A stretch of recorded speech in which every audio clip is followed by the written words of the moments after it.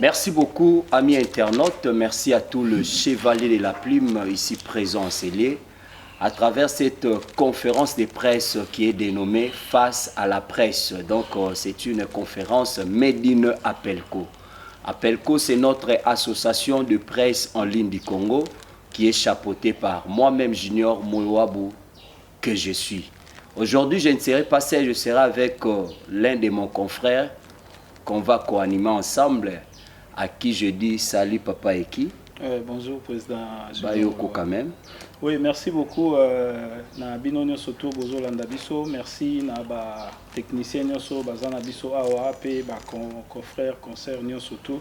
Il y a Apelco ainsi que nyo soto bazana na biso na collaboration na zone Selo Maloba pour la présentation et l'invité. Merci beaucoup, chers amis de la plume. Aujourd'hui, nous avons reçu le pasteur Israël. Pasteur Israël à qui on aura le temps de développer avec nos thématiques l'Église face aux enjeux de l'ère.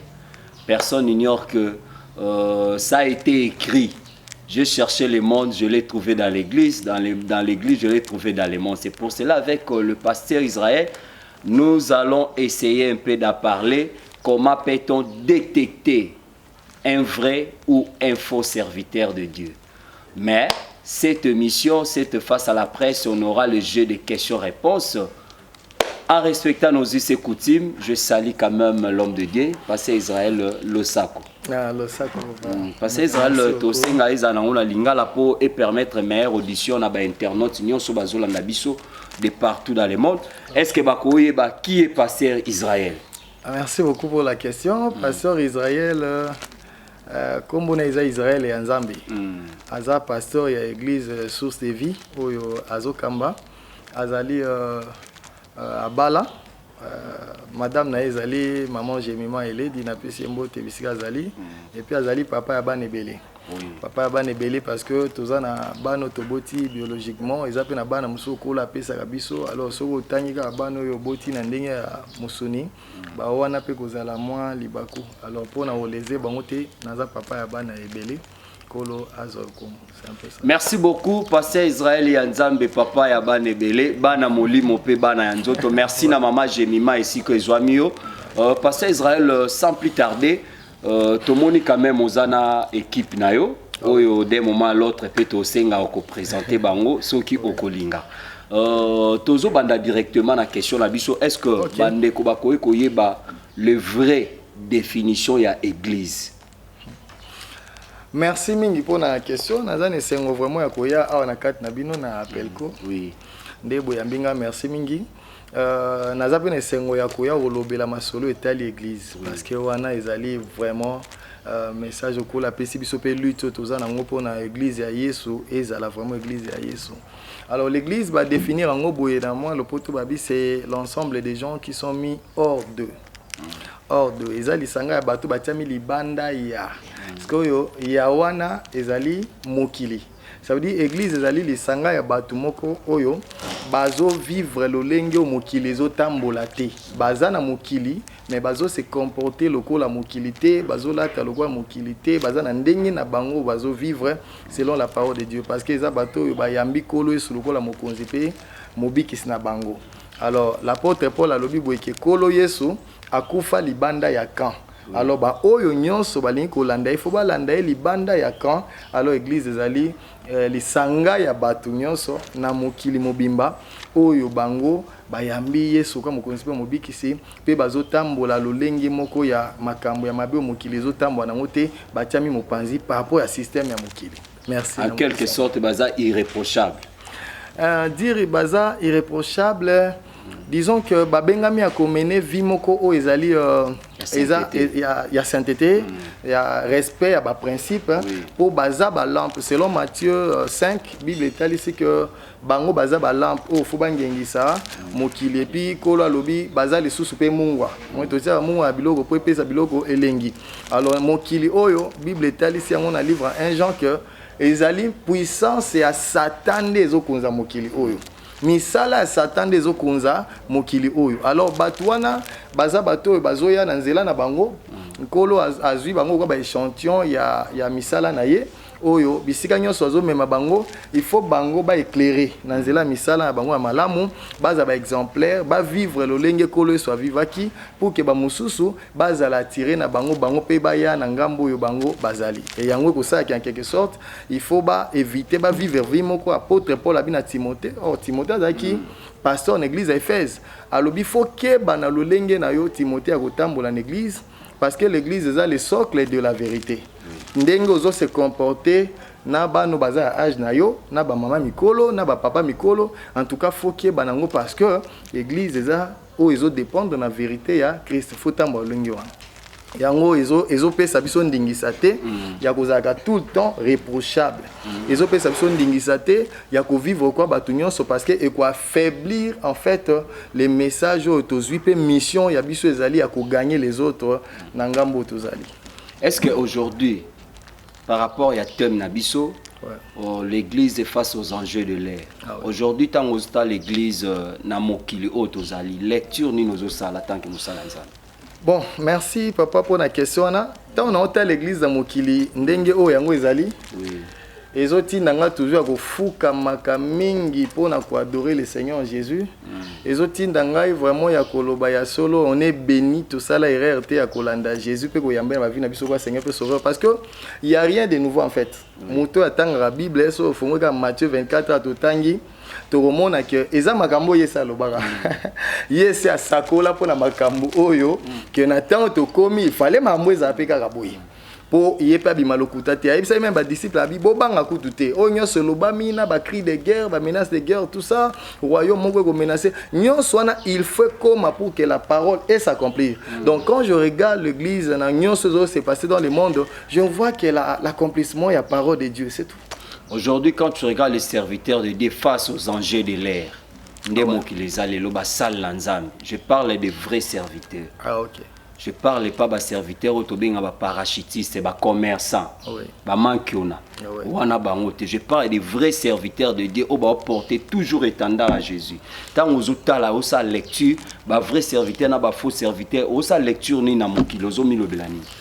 Merci mingi papa pour na kotala na no ba vrai serviteur de Dieu bazape belé parce que nzamba réserve. Ah oui, parce que toko limité Congo na Kinshasa te. Et il faut que ça la très attention tant to lobela makambu ya Nzambe na mamunyonso. Kinshasa za Congo te. Soko ken intérieur ya pays au mona que il y a aussi des serviteurs de Dieu au bazo servir Nzambe d'une manière exemplaire et puis bazo lutter vraiment pour na salut à ba âme. Ça je vous dis la vérité. Maintenant Kinshasa pesa na moi ndenge na ngomo boye na moi c'est-à-dire moi qui noiserie wana nde koti trop pe na makambo na Nzambe. Bon toko lobela yango c'est la question mais ba ça na Nzambe za ebele puis Nzambe azo bate papa. Nzambe réserve. Même na temps ya Eli alobinga ku na tikalinga mo pe ba oluka ba bomanga le Seigneur vite. Eli azaki prophète mais il écouter que Nzambe ba dépôt a garder qui d'autres serviteurs plus nombreux encore et puis le Seigneur a informé habité yoza yo mote pour Eli alinga ta ça que na lingina préserver vie na nga pour soki na kufi mais makam na esilit mais le Seigneur a dit non oza yo mote na za na on a garder bango et puis bango ba koti na va wana te ba fléchir genou devant Balte.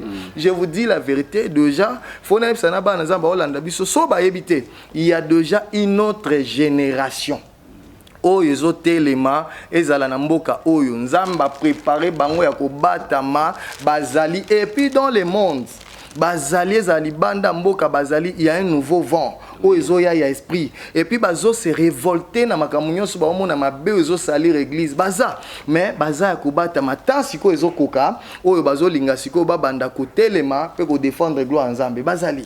Donc yango na so na zongi na question na yo po na kota la mambuzo le kana na ba vrai serviteur na nous na côté tout ça je dis d'abord que biso tosambelaka mingi tozwa mpena fardo basali na nzambe parce que toyebi badifficulté bavrai serviteur de Dieu bakutana nango bavrai serviteur bazali mais ebele bazali tellement coincé de diverses manières bazali menacé de diverses manières et puis bazosala musala ya nzambe mais sauf que oyo ezali ya mwa mabe ezali ke bazo et c'est comme si bakomi ko encourager hérésie mabe moko boye oyo ekoti tellement profondément na mamna nzambe alors ba mususu bazo garder kaka silence et puis ba mususu basuki na travail moko ezali ka na quatre coins ya église na bango ya communauté na bango alors que na temps ya suka papa eza na batu ouais ta soto cité à wate biso à chaque fois tout ça ba campagne tout tiaka ba image tout ça moi ba recherche mambo belé zo ça na mokili en rapport à la parole de Dieu tant tout monde a lelo ba marque de la bête ndengo zo salama bana satan baza organisé oyo azao ata oyo aza ministre oyo aza PDG mais ba nyonso ba na programme moko bazo préparer arriver ya antichrist et tout aucun na société na bango bako exiger yo il faut ndima marque de la bête maintenant il y a pas ces ali qui na côté ya ba vrai serviteur baza na programme mon côté c'est-à-dire programme ezo sangisa église en ces temps exaté mutu na mutaza na coin na ye awasa makamna ye na coin na ye alors que il faut to travailler ndengwana biso tozo préparer arriver ya Seigneur Jésus mais ce que toza tellement limité or il faut to bimana na moi ba barrière na biso wana ba mur na biso to biso pe toza na programme moko oyo ata batu baza na ndenge kola otambo na bango mais toza na programme moko ezo sangisa biso nyonso ndenge ba oya Satan bazo lutter pour na programme moko là où il faut détruire ils détruisent là où il faut voler bazo yiba bazo sala kako papa na bango asalaka ayaka kaka pona ko yiba ko boma pe ko bebisa même tango bazo kota na ba église ka yango ba osala mais siko ba oyo ya nzambe tout ça ba oyo ya Yesu c'est comme si batikalika ba okamo et ça mi suboy ba lobi suboy alors ils ne réagissent pas vraiment ils ne réagissent pas alors que tous en attend oyo il faut ba oyo nzambe ba lamuka et puis tous en a programme moko ya ko préparer bozongi ya kolo Yesu. Merci beaucoup Papa Ekibumba. OK, merci président Junior. Pasteur Israël toyoki maïno surtout za ko expliquer awa mais to tuna mi balé donc au mekao ya no labiso na mi balé wana progressivement. Ouais. Nini oyo bino basali ya nzambe. Bozo planifier pona makambo utolo ba tout à l'heure awa. Façon nini obokoyi ko sala pona bosangani wana ezalaka. Est-ce que c'est facile parce que misusu pe bazara na ba coin na bango bazolo bazozela ainsi dit l'Éternel. Mingi loba mabon ana okutana na bato wana te po nzambe na yebisinga ite. Or bango kuna bazozela wana te baza osangana na ba diverses manières ndengo uti ko parler awa. Et yami balé programme nini concrètement oyo bozo sala po e affilé binoto nini oyo bozo kanisa pona koluka kolamusa etonga penza na ndenge oyo elongo bani. Merci beaucoup Papa Eki kola pambola pour la question ana ba mususu baza un peu réticent ba mususu baza mo ba réserve belé pour na kosanga na binzambe fois la kisa siko nzamba ngo fois la kisa frizwa une année 2 ans 3 ans 4 ans 10 ans et puis il faut premièrement qu'on ait la notion que nous travaillons dans un corps. Nous sommes dans un corps. Aucun serviteur a le plus puissant. Aucun serviteur a sa mission. Et puis, nous avons Nzambe. Toko sana na babiloko wana te babiloko ya baloku mo izangiti na wana. Ah na kinsa serviteur ko ganga ke yenda leki ba serviteur nyonso. Est-ce que c'est lui qui travaille à l'Équateur? Siko soke hier dimanche à côté na culte na yewana zali wana.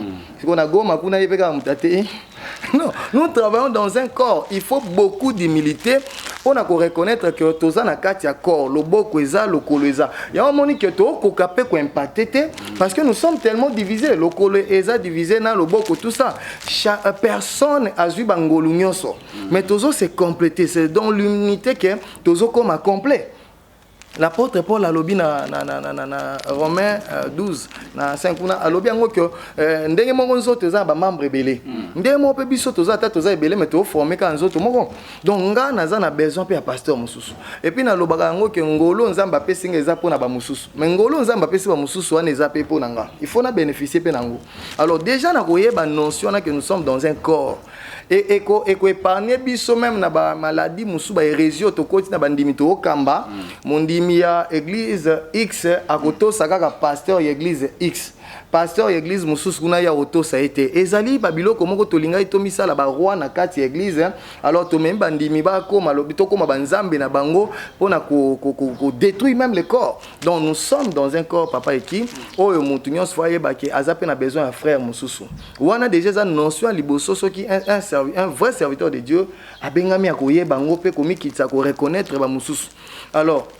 na côté de la révélation, c'est bien parce que nous ne sommes pas venus accomplir nos propres volontés, mais il faut tout ça la volonté aux alliés ensemble. Donc, il faut consulter le Seigneur. Mais je ne pense pas que les serviteurs qui vendent à 10 ans aux Nzambe, aux Angola qui s'aillent, Nzambe a inspiré que dimanche, à jour, organiser séminaire à Bossal et Logo à Boé. Nzambe a à 10 ans, ça qui s'aillent, qui a serviteur, Moussou, Soazan, à quoi mon boisaille. Donc, mais le problème, c'est que tu as beaucoup plus besoin de évoluer et tu as affaibli le corps, et le corps est affaibli à cause d'un mais ce n'est pas la volonté de Dieu. Et il faut zonga na principe wana et puis to boité eza tantemo eza mabe il faut consulter le Seigneur to banani azali nani. Maintenant, le programme le Seigneur a confié à l'église la plus grande mission aux autres. Et allait d'abord, il y a qu'à évangéliser, il y a qu'à gagner les âmes.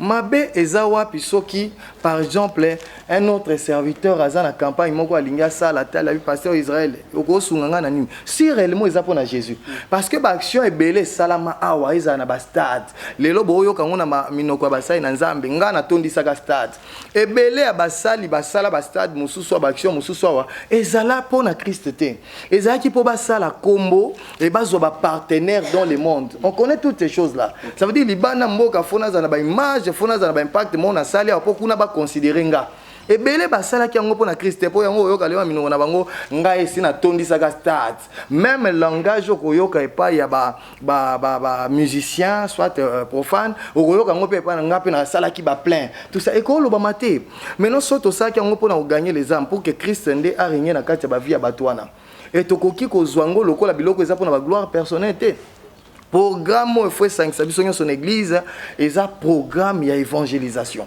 et un programme à gagner les âmes na kota ki na pour terminer na kota ina conférence moko dernièrement na matete ba benga na association mo basai na Nzambe na ke et le Seigneur apexanga abiko tia suma koloate banda na koti na réunion na basai na Nzambe bazaki belé mais j'étais quand même choqué il y a comment que banda na mokambi ya association wana na ba onyos batikali li solo o ebetama on ezalika comment tokoki ko se rendre grand comment ba kombo na biso ko ganga yemo mokamba lobi nta on avandaki une église na on travailler bandeko bomona jipo etemi liboso na koka ko zwango na ba offrande bandimi na ki na zu espace na télévision espace wana zwinde sali ke bato bakubo benga nga de partout et lelo tout ça mais azolo ba na église ata micro ezate pe azoloba alobi d'ailleurs kutu micro omoni l'unité na kati na biso même micro na osala na baba floyo atangi pasteur azaki wana yende mutu aye nango po biso toza micro te parce qu'on a se posé la question il y a zana jeep mais église za micro te omoni et puis masolo ezobeta maone za na ndeka ke pasteur aye bana pasteur eza Christ te et na yoka le Saint-Esprit poser nga question à Israël tala na ba ministère nyonso na pesi oyo yanga par ezani. En réalité, ça je le dis, c'est un message on a lancé mais pas passer dans Nzambe, to détourner ba ministère ya lola. C'est-à-dire que oyo kolo a pesa ki po esa la pona gloire na ye. Pe pambola bana batu to détourner ngo et comme machine ya kopesa biso kaka mbongo et comme pona ba intérêt na biso tozo ba espace na ba peyo to lingi to soma mapangu mais Christ on se retrouver sous tête to botoli Christ biloko na ye. Wana na benga ngo détournement ecclésiastique.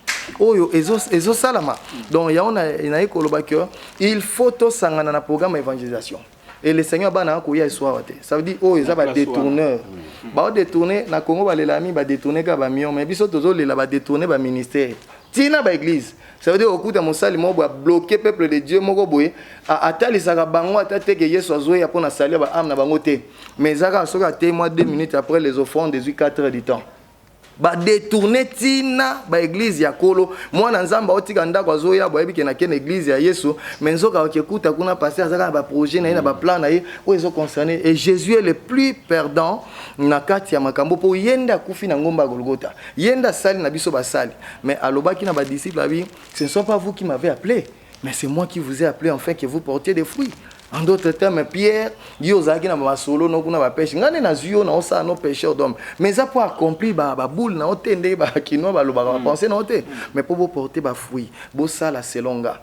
Et tout mon temps c'est quoi qui a reproché Pierre tant à coup on a pêché avec Pierre, même tu alors paie mes brebis, ça veut dire tina bengi o eza pozongi la ba pêche ote et ça pour que accomplir mission na ngai. Donc il faut ba ça na Nzambe tozongi la souci évangélisation. Maintenant on a zelaka na réunion na ba ça na Nzambe ezaki na yo kapenda président association na otuna ba évangéliste baza à combien comme ça ba évangéliste seigneur so ngai ba telema ba apôtre baza à combien comme ça ba talisa biso ba échec na biso na terrain tozo ganga ba évangéliste regardez comment le pango nyonso akintsasa ezokoma terrasse le pango nyonso akintsasa ezokoma lokola boisse moko boye maintenant que font les évangélistes parce que ba évangéliste ba vandi na 4 murs ya église.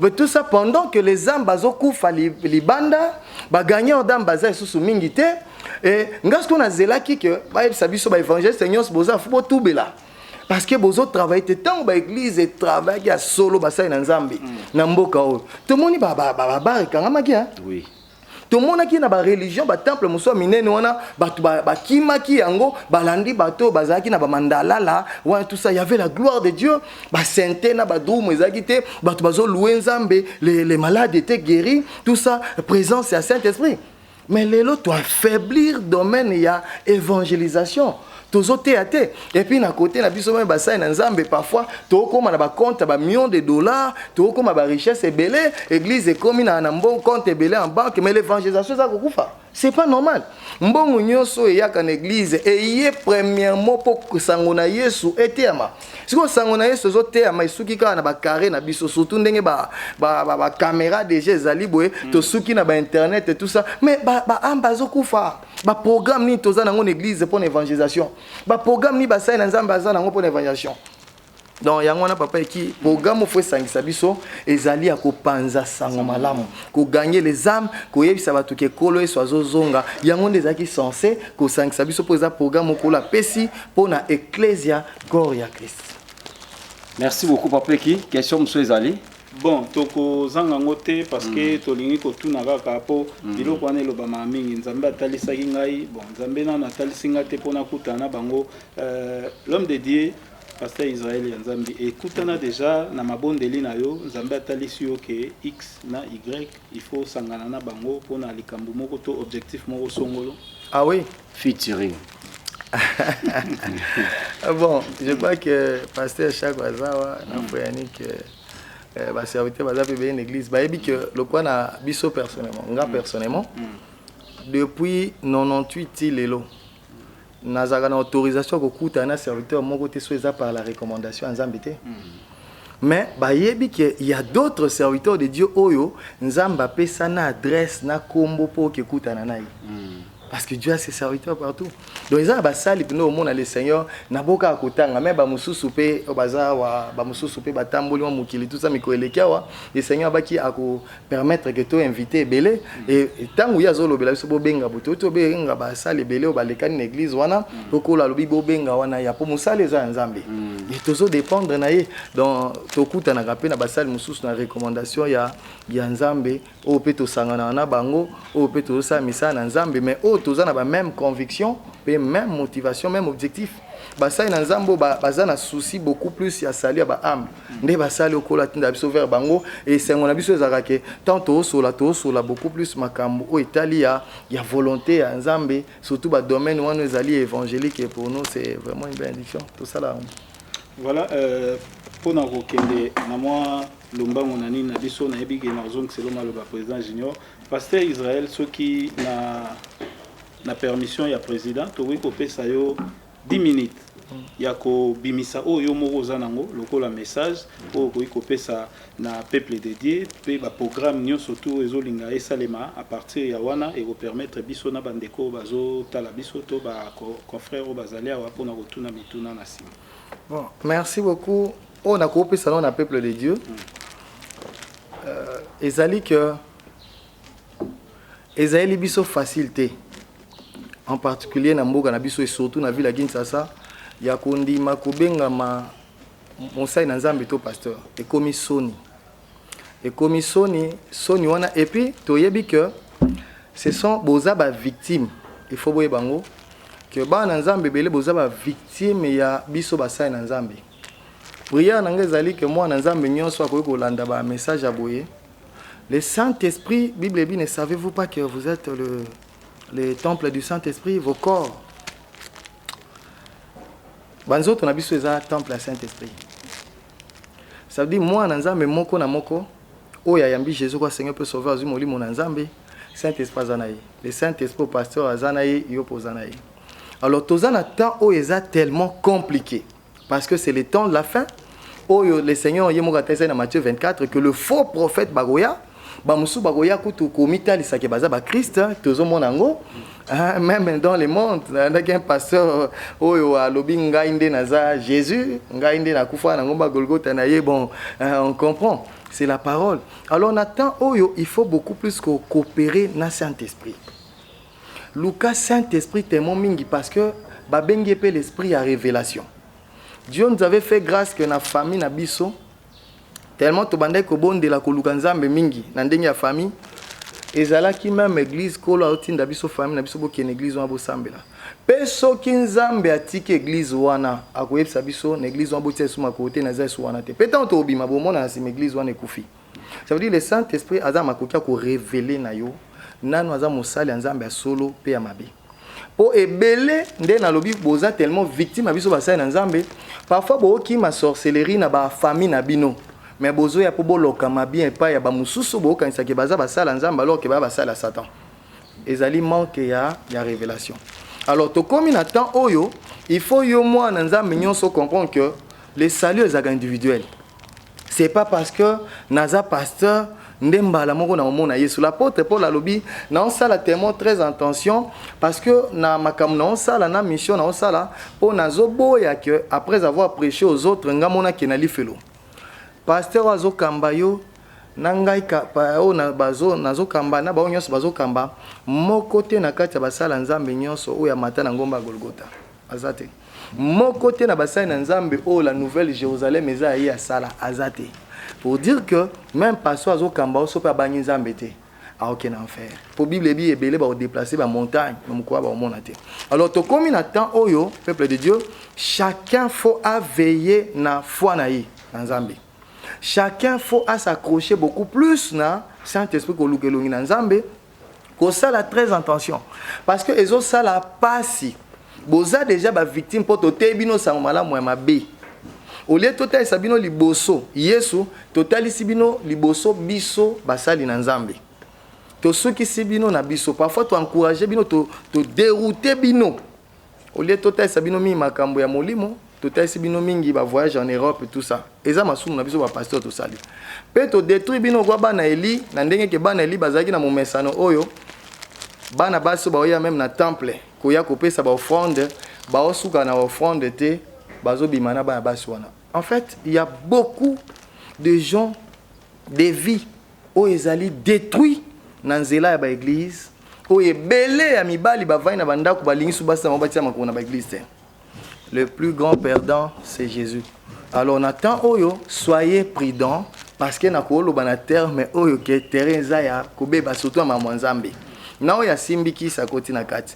Na oya yeka apona koluka mbongo akoti na kati. Au point que même yo oza femme Marie ozo ya l'église, mozoka mosana nzamba lobi po bota ifonga mona bimana yo. Onction sexuellement transmissible. Ça n'a jamais existé dans la Bible et bozo tomber ba bozo ndima pe biloko a bongo. Ça fait très mal tant que yamba moi na za moko boye na kende une église une maman a lobi na pasteur na komo banga okina ba église parce que tout nazo ki faut basai na zamba linganga parfois kombo basai na zamba zo za la sali na ba sataniste moko ba kota musana na zamba Alors, deuxième des choses, ezali, faut bokier parce que, surtout ici à Kinshasa, batu baza mo mesa mabe. Ba pesa ka Christ ba sali au même Yesu yemo ka okamwabi. Oh, na benga ka wana mu colonie. Pour surtout na Kinshasa, suffit mutu asimba Bible atelemi na kwemo ko atei mbala moko bo benga ye pasteur. Tout le monde peut prêcher, mais tout le monde n'est pas prédicateur. Mutu so ko te na mais ça n'est prédicateur. Parce que mutu wana tambi no benga ko moni na bis maman bengi pasteur, mba moko sali plaisir, amona ngoza musala plaisir, akoma pe pasteur na ndengo wana, mais azui mandaté. Parfois, oh pasteur kuna sali bo pasteur, nana ta sa bino ke baza basala nzamba solo. Alors il faut boluka boye kola koyeba pe basala nzamba solo, Bible bi boye babango na ba fruit na bango et deuxièmement le témoignage à Saint-Esprit. Tant au collège soit qui battait ma bimi, lors les fongwa maki, voyez kama qui quoi témoignage à les pères. Voici mon fils en qui j'ai mis toute mon affection. Faites très attention et puis à souk ezali eza na programme nzamba zeli siko te soki ka eza ko se préparer pour na retour na été. Ah, bonjour mon frère. Prince Kinwani Brakin Télévision. Donc Brakin TV Télévision et on a chaîne ngai. Question nanga premièrement pas pasteur Israël déjà. Premièrement l'église au moins ça été na prière kunate. Est-ce que ils aura permis moi si à diriger l'église mon donc va bien maman pasteur à orienter l'église à ajouter à une église donc ceux qui moi c'est pas permis côté mais devant pour peuple ensemble côté à population ensemble deuxième que sous question dans ça pourquoi ceux qui pasteur soit pas pasteur mususu n'importe ceux qui faisaient kawana ceux qui sont titulaires dans le barrage bon pour na prébateur même mususu ceux qui sont titulaires bolina ko céder par poste été au banama les 31 ti les premiers ti les 31 et pourtant pasteur mususu baza bande mususu pe oyo surtout culte dimanche ouais par contre souvent d'expérience sur thème liboso batu baza pe quelque chose sous ça je crois ngazara musulman mais na longa déjà Christ déjà donc azar fin ya makambo nyonso ndenge ni to redécouvrir vraie église parce que ngati le bana longa musulman ti lelo na mona na église te oyo na o andoki na prière malgré tout na état na haute tendance par rapport à l'église nzambe mais ndenge ni to yeba église ya nzambe vraie église ya nzambe vrai serviteur de Dieu. Merci pour la question, la question est très pertinente. Ah ouais, merci pour nango, pour tout ça, pour nango, mituna vino, bien on a côté, na biso le Saint-Esprit sa grâce. Na landio par rapport à l'église, au moins si azo kamba, to pe azote au côté raté. Je crois que na Bible l'apôtre Paul a lobby à permettre te na moi si qu'il y a autorité et puis surtout à exercer ministère et autorité ou bien ministère à parole. Il faut vendre dans l'église, il faut à la kimia, apôtre Paul a dit, à ta question, il n'y a pas dans l'église, il y a côté, à côté, soit à côté, que tout dans la mobile, dans ndako. Bon, na côté, na biso, et puis, et ça, la kaba débat, en fait. Ba makambuana, yango l'apôtre Pierre, a l'obay déjà quoi avertir l'église, que tant autant ba écrit, il y a l'apôtre Paul. Il faut bosser la très attention parce que na côté, na place que bobi ka beaucoup qui peut kufa. So botali bien pour na la question na yo. Oh, ils ont divisé sur les plans doctrinal, ils ont beaucoup plus ba écrit à Paul. Oui. Oh, la femme faut tia foulard. Moi ça tia foulard té. Ba église ba biso moi ça au côté quand kitambala, ba musu ba bi bon biso chevelure moi c'est à dire quoi foulard. Toujours l'apôtre Paul. Oh, ya lobby so ki muto c'est au salambe ban église.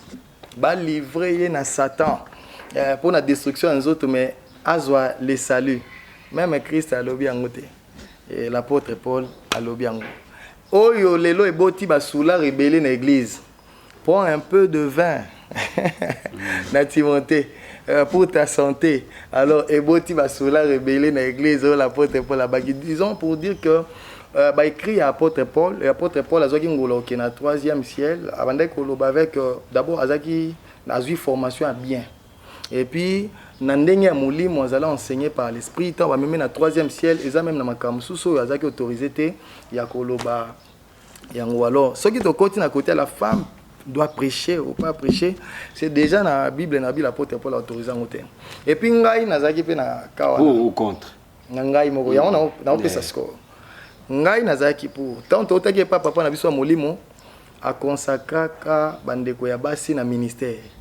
Mais tango baye kola lobibo libérer Israël aki ko banda musala na pesie ba libérer ba bonde po na ngai to ko banda musala ngai pe na tikala ki ko ndimate ministère bandeko wana basi na ndimaki yango te ba vanda na église ba mbate ya gate kako ya mibali tout ça na efsaka bango na bi au moins le Seigneur yemoko a lobela ngai après au moins 5 ans ya église je crois surtout pasteur chaque wazawa na ko bondela le Seigneur pour na sujet ya moi si até à toi até le Seigneur a posé la question à tout ninga Israël à chaque fois bozolo ba la femme ne peut pas prêcher la femme ne peut pas prêcher c'est ma parole mais na mboka na bino Congo ba o ba bomi évangile eza basi to mibale nazara na réponse te na bandi ko prier je crois que pasteur chaque waza témoin to na luzizi la pour la retraite tant to koma kuna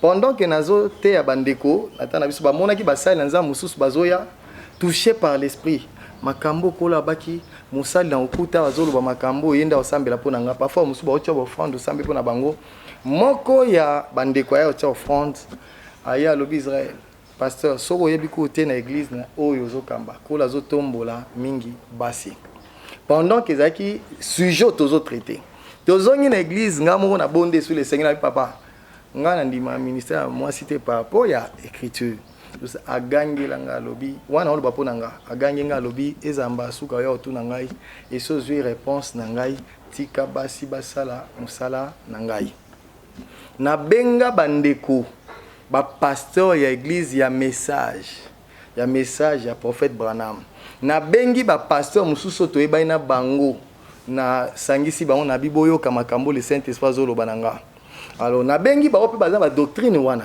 eza bandeko message na bino bokende ko sambela na kolinga ke na yeba soki ngande ko na bino peut-être un démon de mutalobelinga na yeba ti lelo tozana bino ça fait déjà 2 ans batikala ozonga te kuna efsangai à partir ya eloko le Seigneur binanga na mono lingyo banga batu mais auto songa lobi na otenga na yebisi otika basi basa musana ngai à partir mukolo na loba na église pasteur azalia wa nabi musale eza yaye eza ngate na tiki. Donc pour moi, nandimaka yango te, naboyaka yango, mais le Seigneur m'a obligé ya kondima et que basi bateya.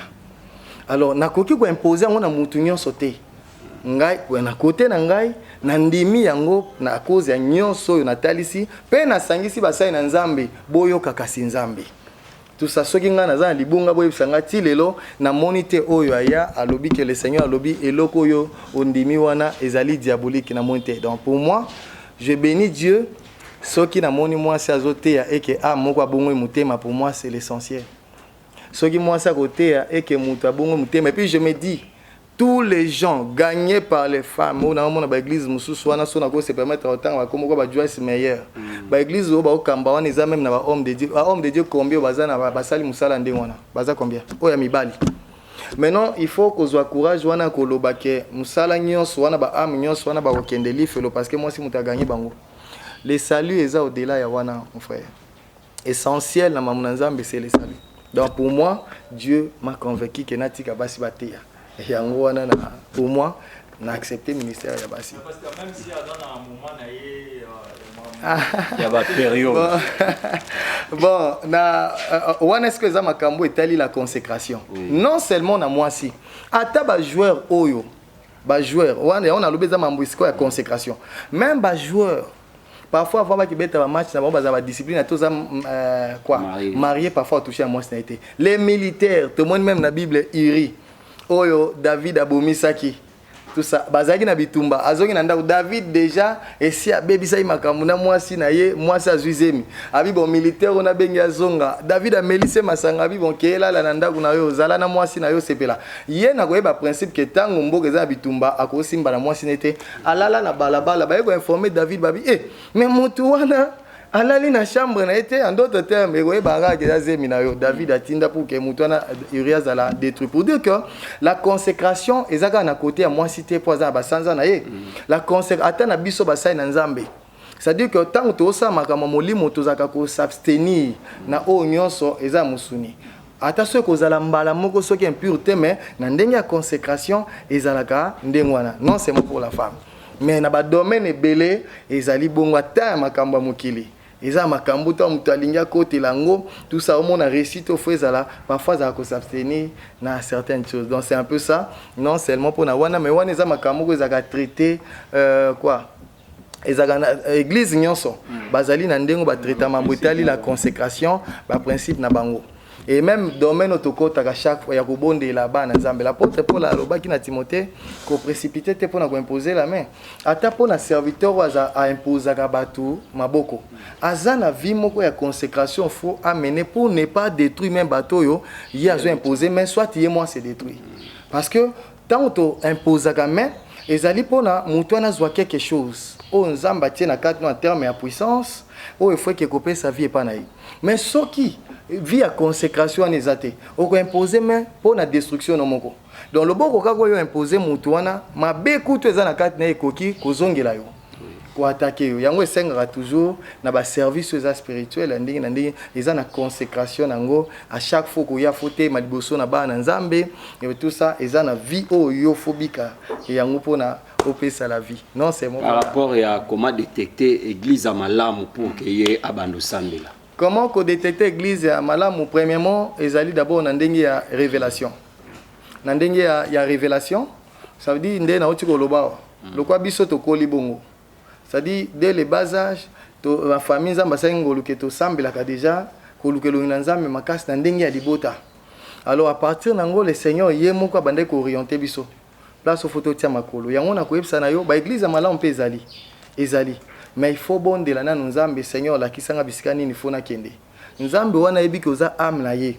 akolakso bisiko faut kende parce que Dieu parle de diverses manières mais yonde ce qu'il faut à la sensible pour na ko aussi mongo na Nzambe parfois na batango yo to luka Nzambe na okende wapi na osaba le Seigneur alobela biso mais yonde au cause la temps souka na vision to na prophétie alors qu'elle va de diverses manières deuxièmement na message le message aux termes en église est un message mais na ko conseil na yo déjà Luka mingi église oyo bazo teleme la vie à l'esumu l'église bazo te batu ba mener vie à sanctification au pasteur aza prêt ya kobo ya offrande ya muto ya zobo ya kubanga Nzambe pour atali ce qu'il faut banga na Nzambe liboso Luka église oyo pasteur akoza beaucoup plus na souci à âme na yo que oyo zanango et puis on se sentait vraiment que Natango za na mbeba za na courage ya koyeb sur la vérité ce qui avait koyeb sur la vérité que aweza boité donc c'est comme ça le message parce que nourriture et kontaka ya nourriture bana ba oli ya bien te bakobela alors faut que l'église au message ezali ko pousser na crainte ya Nzambe pe bazote ya yo mingi sur le Saint-Esprit pe bazotali sawa ke Yesu azozonga pona temps yo message yango merci beaucoup, amis internautes. Merci. Troisième maison. Merci beaucoup. C'est d'achère, surtout dans la culte à dimanche. Merci beaucoup. Bon, na yebite motivation nini ezaka pas un serviteur ya côté. Mais sikoyo na yebite joueur s'entraîner, il faut beta match. Soki basali baza déjà bien église. Hein? Nandengo etali la nourriture au feu pesa na peuple de Dieu. Ce que l'église est conduit par l'esprit. Oui. Le Seigneur yemoko. Et eza makambo belé bande quoi. Ça dit to comme ça mambo belé na ndenge na biso eza soumingi Nzambe te. Parce que ndeto za même na l'église même biso ozo kamba église. Mais comment on appelle le Seigneur alobi ta sous un mois yo côté maté benga moté wana ye mutakote. Pe otiki ye mutakote. Ndenge moko ba oyo pe baza wana. Kola kolinga ke période oyo o ya zawana zo kamba mayenda te église sokolo alobi inane botiki inane atei parce que bazawana baza basali donc na côté matéa ezakaka organisation batute touro yo mutokote touro yo mutokote non il faut le Seigneur il faut que nyonso église salama selon la volonté de Dieu mais ce que comme que monter parce que cher ba mensa na pe na ngote à chaque fois monter à solo alinga matana cher atuna na Nzambe nourriture ni na pesa na peuple na yo est-ce que ngande mutolingi na tele mano mais ce que abi yote mais le quoi tout dépendre de les sources dans Saint-Esprit. Alors l'église est comme un tambola dans système dingue politique et autres tambola. Ça veut dire que président yemoko a décidé parfois sans consulter les seigneurs. Pourtant l'église a dit que bataille ba okota na conseil à Dieu. Ya nzambe ba ozwa position en nzambe. Message wana ba oya na ngona mokili. Au mona que dimanche pendant message était ma l'église oyo.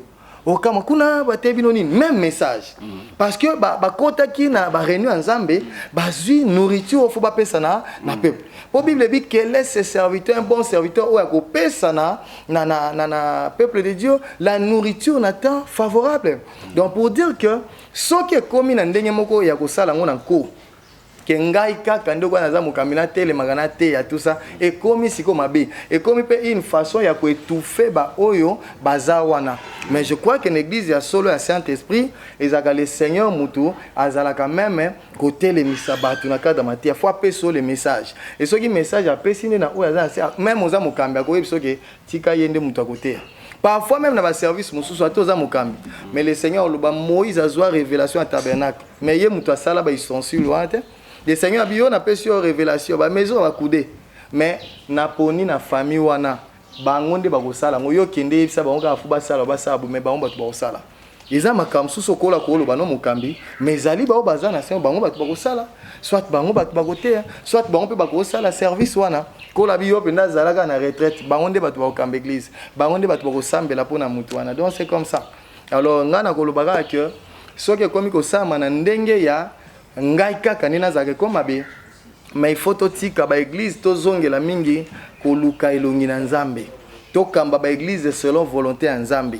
Le Seigneur yemoko ayebi nano ya préparer na moment na poza lipamboli pona peuple na ye akoki koloba yemoko mokambi comme akoki pe kozwa o ya zana se et que yo telema au pesa o na peso na peuple na ngai. Je crois que c'était là le pasteur Israël ya Nzambe. Le loto yambi eza pour la première fois comme cet grand événement na moni pe thématique eza malamu le 30 avril. Le 30 avril, je crois qu'on va faire de notre mieux toko talisu soit contact nae na mois d'avril. Soyez comme on pousse un événement comme il permet tout ça lisusu deuxième face à la presse na lieu na bibi play kuna soka solina bango deuxième face à la presse.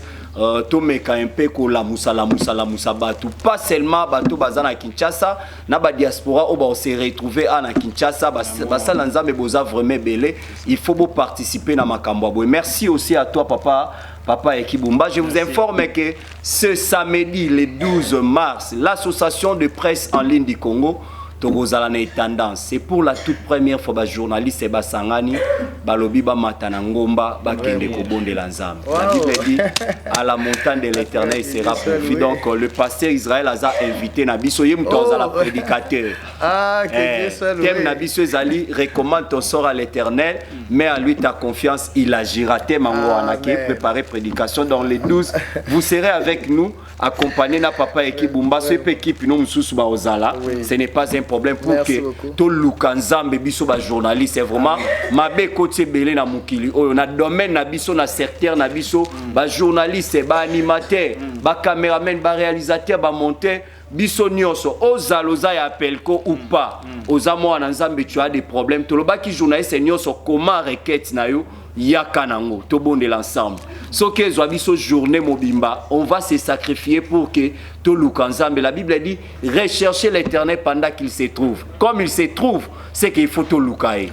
Donc c'est quelque chose de bien. La première édition à la montagne de l'Éternel, il sera pourvu. Donc dès ce soir affiche déjà tous partager tous vraiment la besoin boya. Mais quand cela ne tienne, ba fanatique ou balinga ba journaliste au bolinga habiso au moment que yo pe tu as des problèmes aux aba problème aux autres nécessité prière le dit que non na na posa na bonde l'ensemble là ba journaliste quand cela ne tienne tu peux toutefois nous contacter sur la ninga la chaîne à Papa Ekibumba contacter Papa Ekibumba sur la ninga la multiple chaîne oeza awa au moni réellement que numéro kawana contacter bango lolenge kani na ko sola na président junior topé lolenge kani yé pas déjà informé a yebinde ni to sala. Donc biso tout au kutana na rond-point tendance wana à partir il y a 7h juste.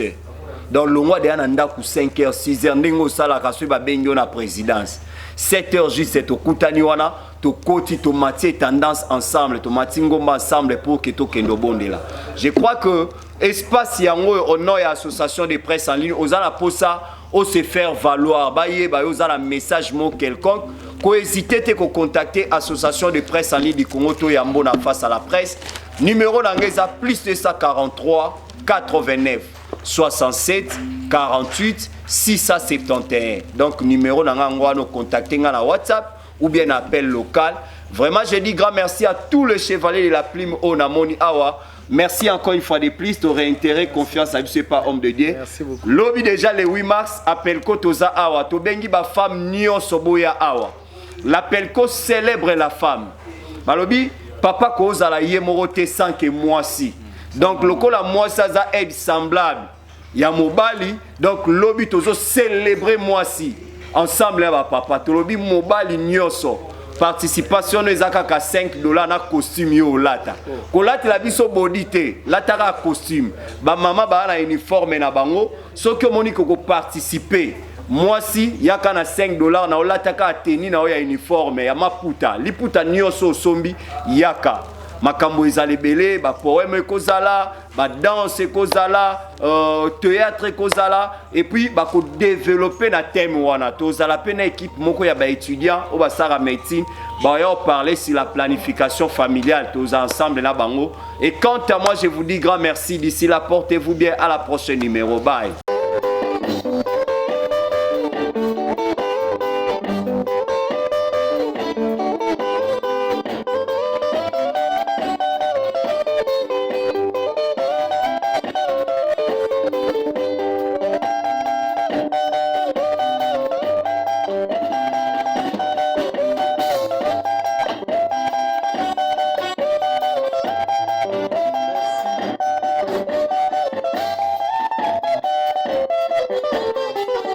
Thank you.